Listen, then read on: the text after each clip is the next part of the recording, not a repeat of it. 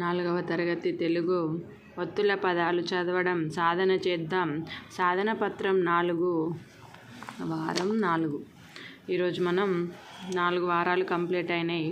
5 సాధన పత్రాల తర్వాత 5 అభ్యాస పత్రాల తర్వాత ఒక సాధన పత్రం అనేది చేస్తాం కదా. ఇప్పుడు ఈరోజు 4వ సాధన పత్రం. ఇది మీరే చేయాలి. ధారాళంగా చదవడం, అర్థం చేసుకోవడం. ఈ కింది పేరాను 1 నిమిషంలో చదవండి. చూడండి ఇక్కడ. అడవికి దగ్గరలో పిన్నయ్యపాలెం అనే ఊరు ఉంది. ఆ ఊరిలో శివన్న అనే బోయవాడు ఉన్నాడు. అడవిలో నూకలు, సజ్జలు, జొన్నలు చల్లి వల పన్నేవాడు. పిచ్చుకలు, పావురాలు మొదలగు పక్షులు వలలో చిక్కేవి.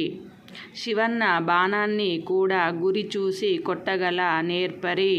జింకలను, దుప్పులను వేటాడి పచ్చి మాంసాన్ని నిప్పులపై కాల్చుకొని తినేవాడు. ఒకసారి జంటలోని ఒక పావురాన్ని కొట్టి నిప్పులపై కాల్చుకు తిన్నాడు.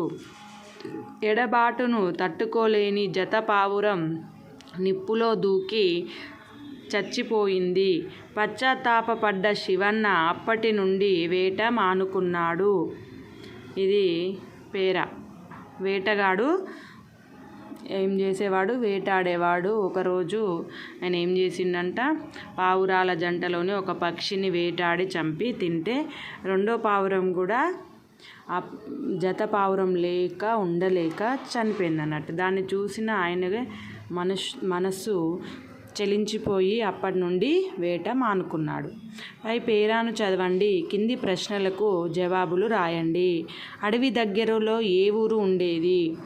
అడవికి దగ్గరలో ఏ ఊరు ఉండేది? పిన్నయ్యపాలెం.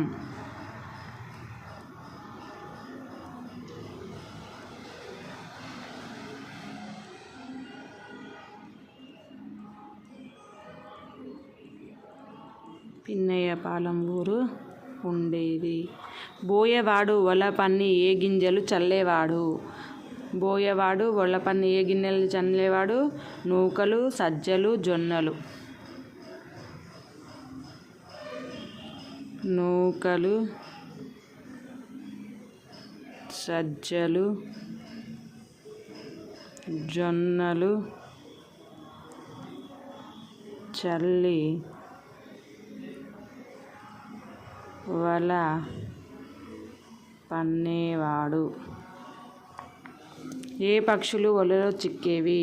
ఏ పక్షులు చిక్కేవి? పిచ్చుకలు, పావురాలు. పిచ్చుకలు, పావురాలు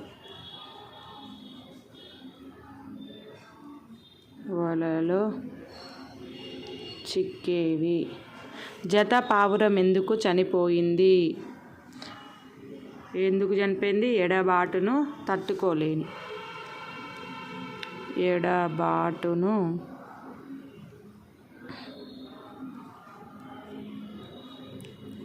తట్టుకోలేక. మీరు పశ్చాత్తాపపడ్డ సందర్భం ఏదైనా